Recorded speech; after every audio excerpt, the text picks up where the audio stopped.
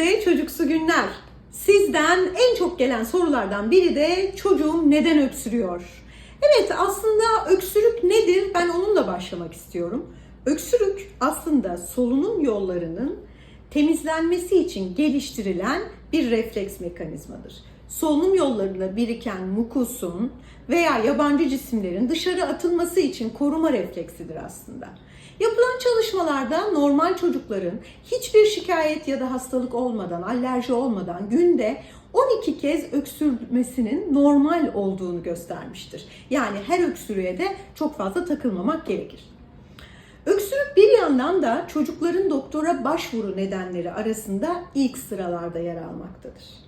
Öksürük çocuktaki okul performansını bozar, uykuyu bozar, fiziksel aktiviteyi bozar, ebeveynlerde anksiyete yaratabilir.